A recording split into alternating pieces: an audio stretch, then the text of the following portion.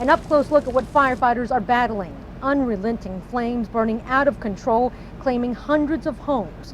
One of them belonged to Leon Lott. He is hurting for everyone. A lot of people hurt.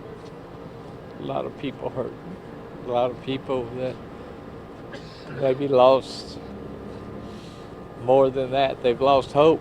72-year-old built his own house. Now it's gone. All Leon can do is come to the shelter and look for food. He says he has nothing else. Just picking up a few groceries. That's what we got. Nancy Allen and her 4-year-old are trying to find out any information about their home. She hopes her fears don't come true. I'm praying to God that my home is there. I love my home. I've been here 2 years and I love Bastrop. I love Texas. I'm just hoping it's there. Evelyn Frankie is Nancy's neighbor. She says she knows she lost everything and she hasn't taken a shower since Saturday. The first night we spent it at a Shell gas station in the parking lot. Then yesterday we went to a church. Her youngest daughter wearing a Christmas dress she got at a shelter. Evelyn's 12-year-old escaped with a few things. I took our laptop and I took our pets. Such devastating stories is exactly why city leaders are praying. So Father, we ask that you would help us to be their support. Every 30 minutes. My God, you have all power of heaven and earth in your hand. There are signs asking for it. At the Bastrop Fire Department, underneath the statue of a firefighter, at a local business, and of course, at church. We thank you for that, Lord, that you give us the power for a brand new beginning, every one of us, Lord. At the Bastrop Christian Outreach Center, members sing and pray. Outside, displaced pets wait. This is also a good place for dogs with parents like Chocho to come and hang out. If residents aren't getting help, they're giving it, like the Bastrop varsity football team.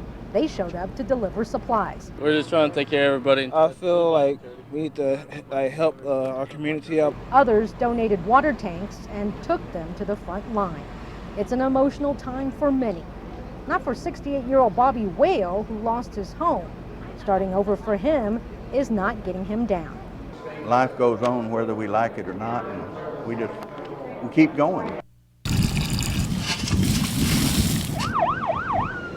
With flames burning down her neighbor's home, Lynn Ann Ruth sits nervously by, waiting to hear if her home suffered the same fate.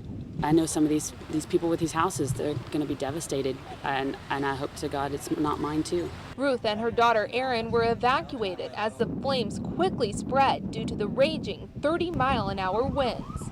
The time frame, it's just surreal. I mean, next thing you know, literally the fire was right there, and scary. You just go into, survival mode, grab what you can and get out. Cedar Park Fire Chief Chris Keneally says homes were evacuated, 2 homes destroyed, but he says it could have been much worse. Wind conditions, red flag warning. Obviously, the fire moved very quickly. Also moving quickly, dozens of passerbys and neighbors who jumped right in to help. Kids carrying buckets full of water.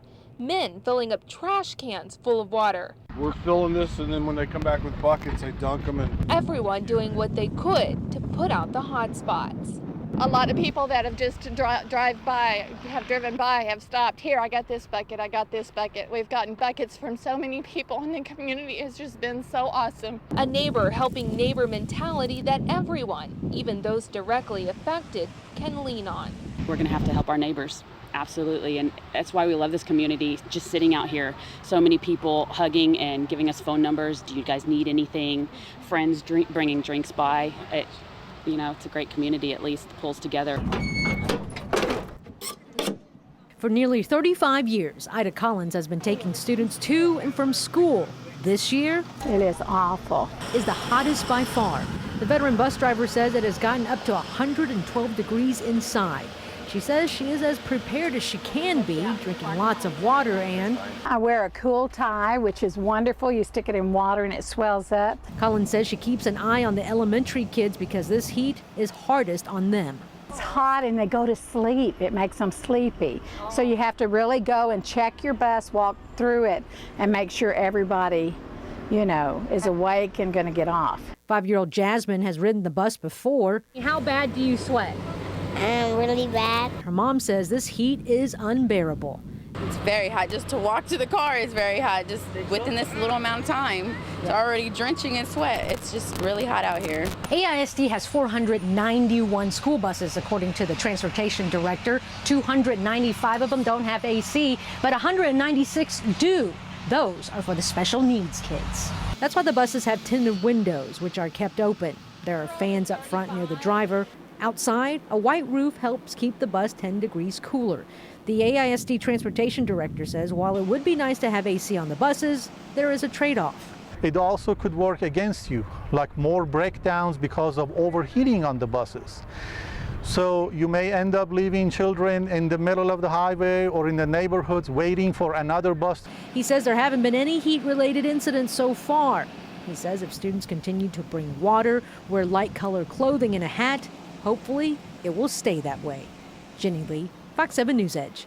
These teams are the first line of defense sometimes. I don't know how it looks really in there. If we are 6 o'clock, we can kind of work clockwise. I need your team to do a quick, hasty search of the second floor. Check a room, make sure to see how many victims. The rest of your personnel will start walking them out. This scenario takes the student from a situation such as a tornado or a building collapse. Okay, Avery, it looks like you've got a head injury. Are you hurting anywhere else right now? What are you doing? Come on, help my dad. You're doing great, dear. Where'd they go? Tried to be prepared for the simulation, but it was just, it caught me off guard when you're going to a smoky room. You think you kind of know what to do and you have your steps, and for the first few minutes you're just kind of like, oh, what am I supposed to do? What is this? Your legs both hurt? We're back out. This is one room. Okay. I believe that you do need to have it as close of a simulation as possible, because that is going to be real life. That is going to be real people and real blood and everything else on the line. Are they underneath this? Yes. They're right here under this table. Yes, I hear him. Less than 2 minutes. There's still unsearched rooms, so you need to correctly be. And they're dead. That's why we're learning. That's why we're learning. So let's go ahead and move out. That first experience, you are caught off guard, and with if your family is hurt or something like that, you have a more emotional response. But if you can go through this and kind of role play it out, then you can be more more prepared to do something else. Beaner ground. Grinding up coffee beans in her eclectic store. Thanks. Thank you. Dee Dee Petty, the owner of Cripple Creek & Company in downtown Bastrop, is thankful for the customers. So we want to make Daddy carry a pink or a purple bag. She says since Labor Day weekend, business has taken a dip. A fire destroyed more than 1,500 homes and burned more than 34,000 acres in Bastrop County. You've got people focused on other things other than getting out and shopping. She, along with other shop owners on Main Street, it is $16.90. Are hoping their business can survive while their regular customers rebuild. 60% of my regular client base has lost everything. So what we're really needing is a different kind of support. Usually on a Sunday, there would be a lot more foot traffic here in downtown Bastrop, but a lot of those customers have lost everything. So now business owners are hoping people from outside Bastrop will come in to shop.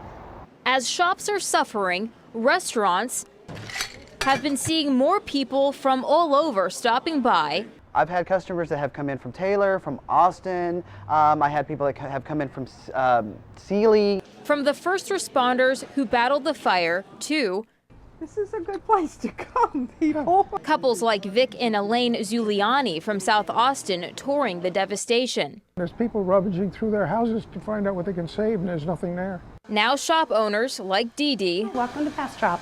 Hope for more customers like the Zulianis, who are choosing to give back to the community in a different way. The restaurants are faring well. We have to eat, but take a look at what the little town is, and it's a very cute town. We have a lot of cute shops.